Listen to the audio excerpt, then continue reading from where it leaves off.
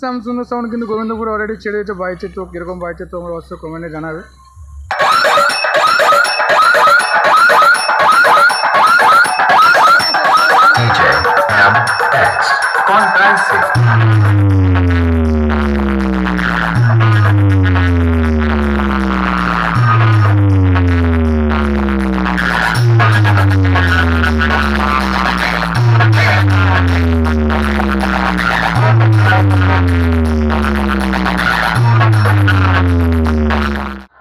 তোমরা দেখতে পাচ্ছ সেই গোবিন্দপুরে কিন্তু স্যামসুন্দর সাউন্ড কীরকম বাজলো, তো তোমাদেরকে দেখালাম।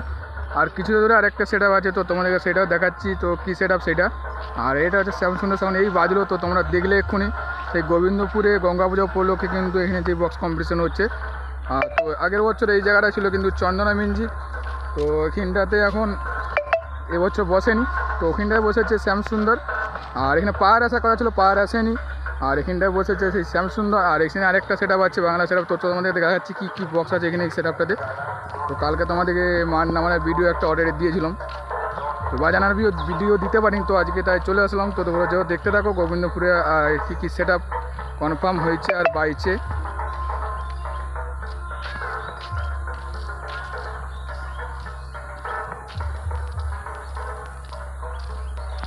তো দেখতে পাচ্ছেন যে সেটআপটা হয়ে যায় চিরঞ্জিত, তো আনন্দপুরের, তো আনন্দপুর লেখা রয়েছে, তো আনন্দ দেখতে বুঝতে পারছো। তো চিরঞ্জিত সাউন্ড হয়তো আনন্দপুরে বাড়ি। আর এখানে চিরঞ্জিত সাউন্ডে কী কী বক্স আছে তো তোমাদেরকে একটু দেখিয়ে দিই।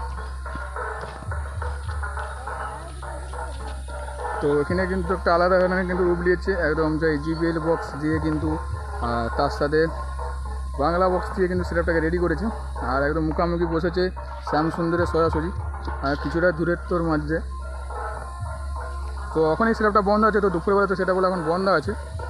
তো চলো তোমাদেরকে আরেকটা যে সেটআপ সেটা বাইছে ওই সাইডে তোমাদেরকে দেখাচ্ছি কীরকম বাইছে।